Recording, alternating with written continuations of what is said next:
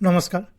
আজিৰ ভিডিঅ'ত আমি আন এটা অতি গুৰুত্বপূৰ্ণ জীৱন দক্ষতাৰ বিষয়ে আলোচনা কৰিবলৈ ওলাইছোঁ আৰু সেয়া হ'ল অভিযোজন ক্ষমতা বা যাক ইংৰাজীত এডাপ্টেবিলিটি বুলি কোৱা হয়। এডাপ্টেবিলিটি মানে কি? অভিযোজন ক্ষমতা মানে হ'ল যে নিজকে বিভিন্ন পৰিস্থিতি সাপেক্ষে খাপ খুৱাই ল'ব পৰাৰ ক্ষমতা। ধৰক মানুহ হিচাপে মানুহ সলনি হৈছে, তেনেকুৱা এটা পৰিৱেশত নিজক কেনেকৈ খাপ খুৱাব, কোনো ঠাই সলনি হৈছে, সেই নতুন ঠাইত নিজকে কেনেকৈ খাপ খুৱাব, বা আমি আমাৰ জীৱনত বিভিন্ন সময়ত বিভিন্ন পৰিস্থিতিৰ সন্মুখীন হওঁ, কেতিয়াবা ভাল বেয়া বা কিছু অপ্ৰত্যাশিত পৰিস্থিতি। তেনে পৰিস্থিতিত আপুনি নিজকে কেনেকৈ চম্ভালিব বা খাপ খুৱাব, তাকে অভিযোজন ক্ষমতা বুলি কোৱা হয় আৰু ই এটা অতি গুৰুত্বপূৰ্ণ জীৱন দক্ষতা। অভিযোজন ক্ষমতা মানে কি? জীৱন দক্ষতা হিচাপে অভিযোজন ক্ষমতা বা ইংৰাজীত এডাপ্টেবিলিটি বুলিও কোৱা হয়। অভিযোজন ক্ষমতা বুলিলে পৰিস্থিতি, মানুহ, পৰিকল্পনা বা পৰিৱেশ সলনি হ'লে নিজৰ চিন্তা ভাৱনা আৰু ব্যৱহাৰক আপুনি সেই পৰিৱৰ্তিত পৰিৱেশ সাপেক্ষে কেনেকৈ সামঞ্জস্য কৰি আগবাঢ়ি যাব, তাকেই বুজোৱা হয়। ঠিকে আছে, পৰিস্থিতি যদি সলনি হয়, আপুনি আপোনাৰ চিন্তা আৰু ব্যৱহাৰক কেনেকৈ আগুৱাই ল'ব, তাকে অভিযোজন ক্ষমতা বুলি কোৱা হয়। আজিৰ পৃথিৱীত পৰিৱৰ্তন বহুত দ্ৰুতগতিত ঘটে। সেইকাৰণে অভিযোজন ক্ষমতা হৈছে সফলতা আৰু মানসিক শান্তিৰ বাবে আটাইতকৈ গুৰুত্বপূৰ্ণ জীৱন কৌশলসমূহৰ মাজত এটা। ঠিক আছে, মানসিক শান্তি আৰু সফলতাৰ কাৰণে অতি গুৰুত্বপূৰ্ণ হ'ল এই অভিযোজন ক্ষমতা। কাৰণ পৰিৱৰ্তিত পৃথিৱীত আজি পৃথিৱী বহুত দ্ৰুতগতিত আগবাঢ়ি গৈছে, পৰিৱৰ্তনসমূহ অতি সোনকালে আহি গৈছে। তেনে পৰিস্থিতি সাপেক্ষে আপুনি যিমানে নিজকে এডাপ্ট কৰি ল'ব পাৰিব, সিমানে আপুনি সফল হ'ব সোনকালে আৰু মানসিক শান্তিত থাকিব পাৰিব। আচ্ছা, এতিয়া অভিযোজন ক্ষমতা বা এডাপ্টেবিলিটি কি কাৰণে গুৰুত্বপূৰ্ণ? এটা কাৰণ হ'ল যে জীৱন অনিশ্চিত। পৰিকল্পনা, আমি যি পৰিকল্পনা কৰোঁ সেয়া সদায় সফল নহয়। আমাৰ জীৱনত বহুতো অপ্ৰত্যাশিত সমস্যা আহে। অভিযোজন ক্ষমতাই আমাক নিশ্চিন্ত হৈ আগবাঢ়িবলৈ সহায় কৰে। যিমানে আমি অভিযোজন ক্ষমতাৰ গৰাকী হ'ম, সিমানেই আমি বিভিন্ন সমস্যাক নেওচি আগবাঢ়ি যাবলৈ সক্ষম হ'ম। ই আমাৰ কৰ্মজীৱনত উন্নতি আনে। আমাৰ কৰ্মজীৱনত কি প্ৰয়োজন হয়? নতুন দক্ষতা, নতুন প্ৰযুক্তি, নতুন নিয়ম, নতুন প্ৰতিযোগিতা ইত্যাদি আহিয়েই থাকে আমাৰ কৰ্মজীৱনত। অভিযোজনক্ষম মানুহে দ্ৰুতভাৱে শিকে আৰু নিজকে সময়ৰ সৈতে মিলাই ৰাখে।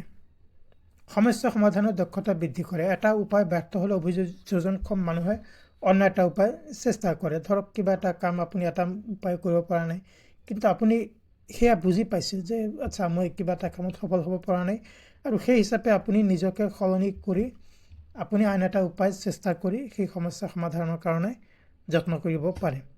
ই আমাৰ মানসিক শক্তি গঢ়ি তোলে। অভিযোজন ক্ষমতাই মানসিক চাপ কমায়, কাৰণ আপুনি পৰিৱৰ্তনৰ লগত যুঁজ নকৰি স্বীকাৰ কৰি আগবাঢ়ে। পৰিৱৰ্তনৰ সৈতে আমি কেতিয়াবা যুঁজ কৰা দেখা যায়, বহুতেই যুঁজ কৰা দেখা যায় যে নিজকে খাপ খুৱাই ল'ব নোৱাৰে। কিন্তু অভিযোজনক্ষম মানুহে কি হয়, সেয়া আপত্তি নকৰি তাৰ সৈতে যে যি পৰিৱৰ্তন আহিছে জীৱনত, প্ৰত্যাশিত হওক অপ্ৰত্যাশিত হওক, তাক স্বীকাৰ কৰি আমি আগুৱাই যাওঁ। সম্পৰ্ক উন্নত কৰি আমাৰ ব্যক্তিগত বা বৃত্তিগত সম্পৰ্ক, সামাজিক সম্পৰ্ক উন্নত কৰে। মানুহ বেলেগ বেলেগ, বিভিন্ন মানুহ বেলেগ বেলেগ হয়। অভিযোজনক্ষম মানুহে বুজি শুনি কথা কয় আৰু আচৰণ কৰে, যাৰ ফলত তেখেতৰ অন্য ব্যক্তিৰ সৈতেও সম্পৰ্ক ভাল হয়। আচ্ছা, এতিয়া অভিযোজনক্ষম মানুহৰ বৈশিষ্ট্য কি কি? যিজন মানুহৰ অভিযোজন ক্ষমতা বেছি, তেওঁৰ বৈশিষ্ট্য কি কি? প্ৰথম কথা, পৰিৱৰ্তনৰ সময়ত শান্ত থাকে, ভয় নাখায়, শান্ত থাকে, নিজৰ ভুলৰ পৰা শিকে, নতুন চিন্তাধাৰণাৰ প্ৰতি সদায় মুকলি থাকে, নতুন পৰিস্থিতিক কোনো ভয় নকৰে, লক্ষ্য আৰু পৰিকল্পনাক প্ৰয়োজন অনুসৰি সলায়, সমালোচনা বা ফিডবেক গ্ৰহণ কৰে। কাৰণ আপুনি যিমানে অভিযোজনক্ষম হ'ব, সিমানে আপুনি নিজৰ ভুল স্বীকাৰ কৰি যিটো শুদ্ধ পথ, সেই শুদ্ধ পথত আগুৱাই যাবলৈ চেষ্টা কৰিব। আচ্ছা, এতিয়া দৈনন্দিন জীৱনত অভিযোজন ক্ষমতাৰ কিছু উদাহৰণ দিবলৈ বিচাৰিছোঁ। বাহিৰলৈ, ধৰক এটা উদাহৰণ, আপুনি বাহিৰলৈ ওলাই যাব বিচাৰিছে, কিন্তু বৰষুণ আহিল, কি কৰিব? হঠাৎ আপোনাৰ খং উঠিব পাৰে, কিন্তু আপুনি খং নকৰি পৰিকল্পনা সলনি কৰক। ধৰক আপুনি অলপ পিছুৱাই গ'ল, বৰষুণ কমিলে গ'ল। পৰীক্ষাৰ পাঠ্যসূচী বা চিলেবাছ সলনি হ'ল, আপুনি কি কৰিব? নতুন ধৰণে প্ৰস্তুতি কৰক। এটা চেষ্টা বিফল হওক, আপুনি কি কৰিব? আপোনাৰ কিয় বিফল হ'ল সেয়া শিকি আকৌ চেষ্টা কৰক। নতুন ঠাইলৈ স্থানান্তৰিত হ'ল, আপুনি নতুন সংস্কৃতি আৰু মানুহৰ লগত মিলাই চলিবলৈ শিকিব লাগিব। ঠিক আছে, চাকৰিৰ দায়িত্ব সলনি হ'ল আপুনি নতুন দক্ষতা শিকিব লাগিব। ঠিক আছে, তেনেকৈ এইবিলাক হ'ল মানে অভিযোজনক্ষম ব্যক্তিৰ কিছু বৈশিষ্ট্য। অভিযোজন ক্ষমতা এতিয়া কথা হ'ল যে কেনেকৈ বৃদ্ধি কৰিব পাৰি, কিছুমান উপায় আছে। সেয়া হ'ল পৰিৱৰ্তনক স্বাভাৱিক বুলি মানি লওক, অভিযোগ নকৰিব, সমাধানৰ ওপৰত গুৰুত্ব দিয়ক, সদায় নতুন দক্ষতা শিকি থাকক, নতুন অভিজ্ঞতা ল'বলৈ সাহস কৰক, অনুভৱ আৰু প্ৰতিক্ৰিয়া নিয়ন্ত্ৰণ কৰক আৰু নমনীয় মনোভাৱ গঢ়ি তোলক। এনেবোৰ প্ৰচেষ্টাৰ দ্বাৰা আপুনি অভিযোজন ক্ষমতা বৃদ্ধি কৰিবলৈ সক্ষম হ'ব। অভিযোজন ক্ষমতা বনাম সামঞ্জস্য মানে এডেপ্টিবিলিটি ভাৰ্চেছ এডজাষ্টমেণ্ট। সামঞ্জস্য মানে এডজাষ্টমেণ্ট।